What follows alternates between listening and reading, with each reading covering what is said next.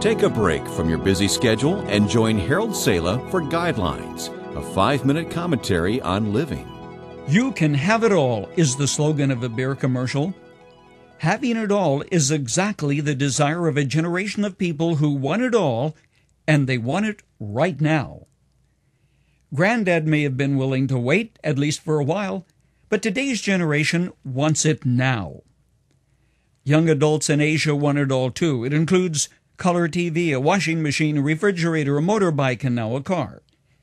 Their Western counterparts include the compact displayer, the new young adult standard, and the BMW automobile. But can you have it all? Or is this another fraud perpetrated on us to cause us to commit ourselves to what we can ill afford? Tom Sine, writing for World Christian Magazine, contends that you can't have it all. And trying to have it all will not only create unbearable stress, but will leave you with little interest in anything or anyone other than self-interest. He says, there is growing evidence that the rat race is a fraud. It isn't a good life at all.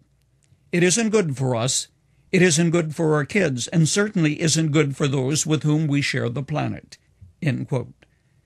The problem is, though, that most of us don't know that not having it all can count for something too. Take, for example, Jonathan Blake. At age 31, he had graduated from one of the day's finest law schools. He had become a partner in a law firm, having spent 6 gruesome years working his way up the ladder. Having arrived where most people would like to be at the pinnacle of a career, he got there only to discover that the elation and the fulfillment he expected didn't exist. He told a reporter, "I thought when I finally got to be a partner, I would feel this huge release. But nothing's changed. I'm still the same insecure overachiever I was before. Only now my heart's not in it."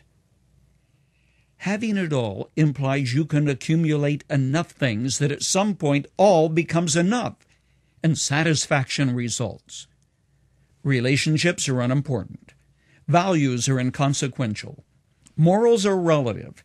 But getting as much as you can as soon as possible, that's tremendously urgent and important. A man who apparently had it all once came to Jesus. You read about him in Mark 10, often described as the rich young ruler. He had what most people are seeking: money, power, and authority. In addition, he seemed to have a measure of self-respect and just plain moral goodness. Unlike many who are trying to have it all, he could say, "I kept the commandments about murder, adultery, theft, and dishonesty. I haven't given false testimony. I've honored my parents." What more could a person ask for? "One thing you lack," said Jesus. "Go sell everything you have and give to the poor, and you will have treasure in heaven. Then come follow me." Does having it all mean giving it all away? Not necessarily. But the having it all mentality commits one massive fraud. It puts you at the center of your universe, whereas Jesus Christ alone wants to be in that position. That was the failure of the man who was the first committed to having it all mentality. There's one more thing that needs to be said of him and of you who are trying to have it all. Mark says, Jesus looked at him and loved him. That you must not forget. The relationship which puts things in their proper perspective is the relationship of responding to the love of Jesus and following him. Let him be Lord and Master of your life.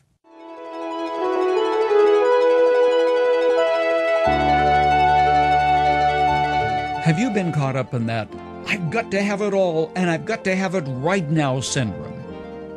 It causes you to forget about morality, about right and wrong, about family and God. It becomes a snare that entraps you. There is something to be said for not having it all and being satisfied with what you have. Our email address is guidelines@guidelines.org. You've just heard Guidelines. I'm Harold Sala.